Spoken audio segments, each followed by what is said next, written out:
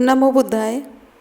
पिछले वीडियो में आपने पंचशील, सुखी दर्शन के आदर्श, अष्टांगिक मार्ग और सम्यक मार्ग के बारे में सुना।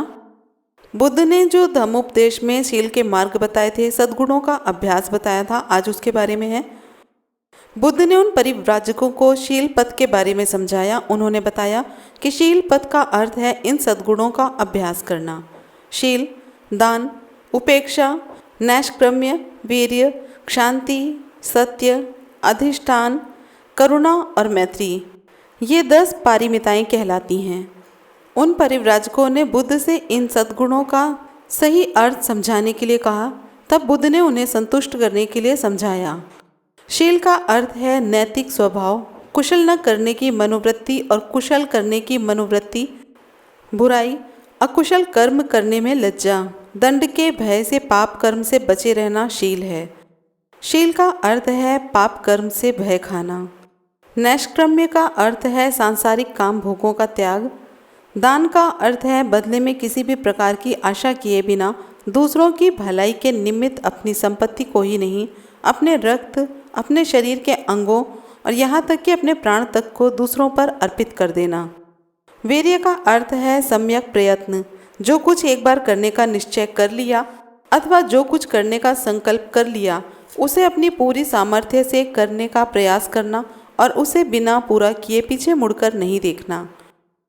शांति का अर्थ है क्षमाशीलता, घृणा के बदले में घृणा न करना, इसका यही सार है, क्योंकि घृणा से घृणा कभी शांत नहीं होती, यह केवल क्षमाशीलता से ही शांत होती है। सत्य का अर्थ है सत्यवादी होना। आदमी को कभी झूठ नहीं बोलना चाहिए, उसे सत्य और केवल सत्य ही बोलना चाहिए। अधिष्ठान का अर्थ है अपने उद्देश्य तक पहुंचने का दृढ़ संकल्प। करुणा का अर्थ है सभी प्राणियों के प्रति प्रेम भरी दया भावना। मैत्री का अर्थ है सभी प्राणियों के प्रति भ्रातृत्व भावना रखना, न केवल मित्रों के प्रति ही बल्कि शत्रुओं तक के प्रति भी, न केवल आदमी बल्कि सभी प्राणियों के प्रति भी। उपेक्षा का अर्थ है अनासक्ति, जो उदासीनता से भिन्न है। यह चित्त की वह अवस्था है जिसमें प्रिय अप्रिय कुछ भी नहीं है, फल कुछ भी हो उससे निरपेक्ष रहना और लक्ष्य की ओर बढ़ते रहना ही उपेक्षा है। आदमी को इन सद्गुणों का अपनी पूरी सामर्थ्य के साथ अभ्यास करना चाहिए, इसीलिए उन्हें पारमिता कहा गया है। अब बात करते हैं धम्मचक्र परिवर्तन और व्यक्तिगत पवित्रता ही अच्छाई की आधारशिला पर। अपने धम्म का उपदेश देकर और उसकी सम्यक व्याख्या करके बुद्ध ने परिव्राजकों से पूछा, क्या व्यक्तिगत पवित्रता ही संसार में अच्छाई की आधारशिला नहीं है? उनका उत्तर था, हाँ, यह ऐसा ही है जैसा आप कहते हैं। बुद्ध ने फिर से पूछा, क्या ईर्ष्या, राग, अज्ञान, हिंसा, चोरी, व्यभिचार और असत्य व्यक्ति पवित्रता को दुर्बल नहीं बनाते हैं? क्या व्यक्तिगत पवित्रता के लिए यह आवश्यक नहीं है कि अपेक्षित चारित्रिक बल को उत्पन्न किया जाए कि वह इन बुराइयों पर नियंत्रण रख सके? यदि किसी आदमी में व्यक्तिगत पवित्रता नहीं है तो वह जन कल्याण में कैसे सहायक हो सकता है? उन्होंने उत्तर दिया, हाँ, ऐसा ही है जैसा कि आप कहते हैं। बुद्ध ने पूछा, और तब लोग क्यों दूसरों को अपना गुलाम बनाने और अपने अधीन रखने में संकोच नहीं करते हैं? क्या लोग दूसरों के जीवन को दुखी बनाने में संकोच नहीं करते हैं? क्या यह इसलिए नहीं है क्योंकि लोग दूसरों के प्रति अपने आचरण में शुद्ध नहीं होते? उन्होंने हाँ कहकर उत्तर दिया।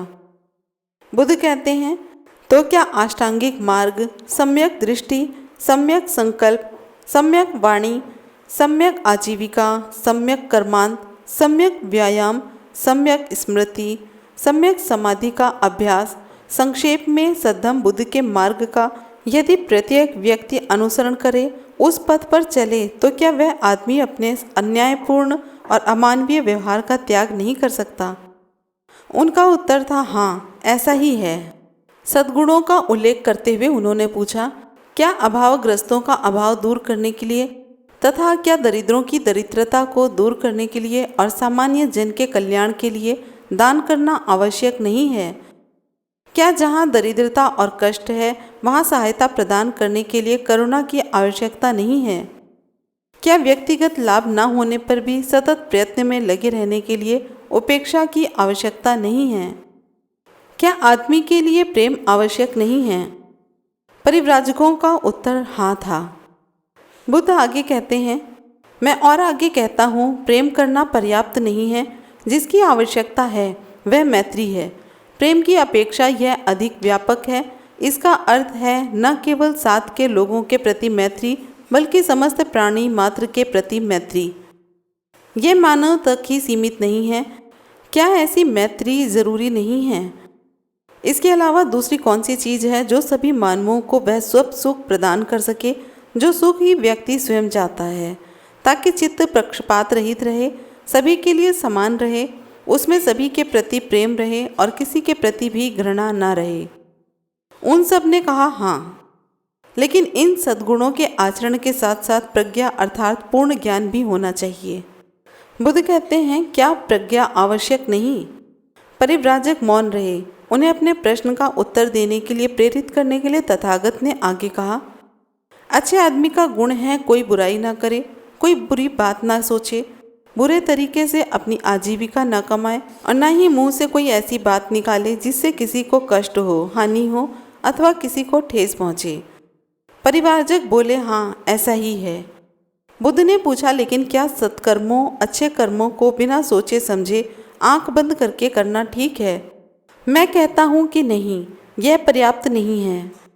बुद्ध ने परिव्राजकों से कहा, यदि यह पर्याप्त होता तो हम एक छोटे बच्चे के बारे में घोषित कर सकते थे कि वह हमेशा अच्छा करता है, क्योंकि अभी एक छोटा बच्चा यह नहीं जानता कि शरीर क्या होता है। वह लात चलाते रहने के अतिरिक्त शरीर से और कुछ कर ही क्या सकता है। वह यह भी नहीं जानता कि वाणी क्या है। वह चिल्लाने के अतिरिक्त क्या बुरी बात कर ही सकता है। वैसे यह भी नहीं जानता कि विचार क्या होता है। वह केवल प्रसन्नता के मारे किलकारी ही मार सकता है।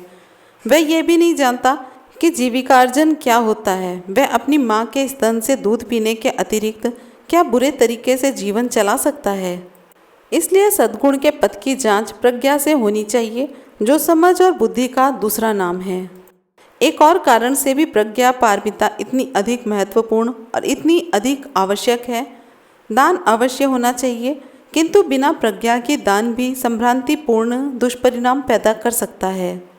करुणा तो होनी ही चाहिए, किंतु बिना प्रज्ञा के करुणा भी बुराई की समर्थक बन सकती है।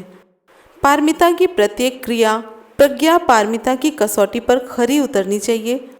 निर्मल बुद्धि का ही दूसरा नाम प्रज्ञा पारमिता है। मेरी स्थापना है कि इस बात का ज्ञान और बोध होना चाहिए कि कुशल कर्म व आचरण क्या है और इसकी उत्पत्ति किस प्रकार होती है। इसी तरह इस बात का भी ज्ञान और बोध होना चाहिए कि कुशल कर्म तथा अकुशल कर्म क्या है।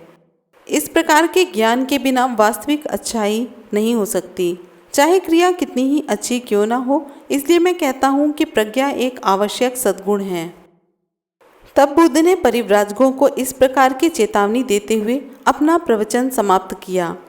हो सकता है कि तुम मेरे धम्म को निराशावादी धम्म कहो, क्योंकि यह मानव जाति का ध्यान दुख के अस्तित्व की ओर दिलाता है। मेरा तुमसे बस यही कहना है कि मेरे धम्म के बारे में ऐसी धारणा का होना गलत होगा। निस्संदेह मेरा धम्म दुख के अस्तित्व को स्वीकार करता है, किंतु यह ना भूलो कि यह उतना ही जोर उस दुख के दूर करने पर भी देता है। मेरे धम्म में आशा और उद्देश्य दोनों ही निहित हैं और यह अपने में आशा का संदेश भी है। इसका उद्देश्य है अविद्या अज्ञान का नाश, जिससे मेरा अभिप्राय है दुख के अस्तित्व के संबंध में अविद्या का होना। इसमें आशा विद्यमान है क्योंकि यह मानवीय दुख के नाश का मार्ग बताता है। तुम इससे सहमत हो या नहीं? परिव्राजकों ने कहा, हाँ हम सहमत हैं। बुद्ध ने परिव्राजकों की धम्म दीक्षा में इसी जीवन में कल्याण व मुक्ति का नया धम्म बताया। उन पांचों परिव्राजकों ने यह तुरंत समझ लिया कि यह वास्तव में एक नया धम्म है। जीवन की समस्या के प्रति इस नए दृष्टिकोण से वे इतने अधिक प्रभावित हुए कि वे सभी यह कहने में एकमत थे, संसार के इतिहास में इससे पहले किसी भी धर्म के संस्थापक ने कभी यह शिक्षा नहीं दी कि मानवीय दुख को पहचानना और स्वीकार करना धर्म का यथार्थ आधार है।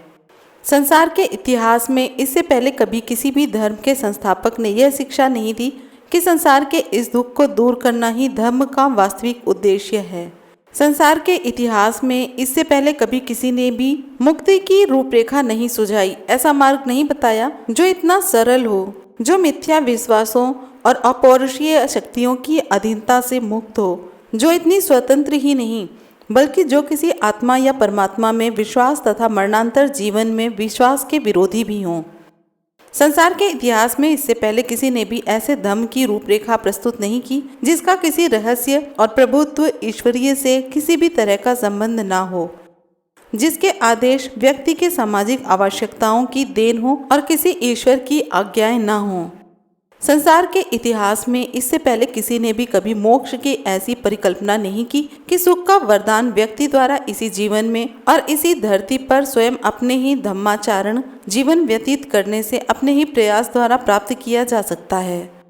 नए धम्म पर बुद्ध का उपदेश सुनने के बाद उन परिव्राजकों ने उपयुक्त उद्गार व्यक्त किए। उन्हें लगा कि बुद्ध के रूप में उन्हें एक ऐसे जीवन सुधारक मिल गए थे जिनका रोम रोम नैतिकता की भावना से ओतप्रोत था और जो अपने युग की बौद्धिक संस्कृति से सुपरिचित थे, जिनमें ऐसी मौलिकता और साहस था कि विरोधी विचारों की जानकारी रखने के साथ वह इसी जीवन में मुक्ति के ऐसे मार्ग का प्रतिपादन कर सकते थे जिससे मन की आंतरिक परिवर्तन निज संस्कृति और निज संयम द्वारा प्राप्त किया जा सकता है। बुद्ध के लिए उनके मन में ऐसी असीम श्रद्धा उत्पन्न हुई कि उन्होंने उनके समक्ष तुरंत स्वसमर्पण कर दिया और प्रार्थना की कि वह उन्हें अपना शिष्य स्वीकार कर लें। बुद्ध ने उन्हें एहि भिक्खवे भिक्खुओं आओ कहकर भिक्खु संघ में दीक्षित कर लिया। वे पंचवर्गीय भिक्खु नाम से प्रसिद्ध हुए। तो आज आपने सुना कि बुद्ध ने अपने उन 5 परिव्राजकों को धम्म की दीक्षा किस प्रकार दी। बुद्ध और उनके धम्म का अगला भाग लेकर फिर से जल्दी ही हाजिर होंगे। जय भीम, नमो बुद्धाय।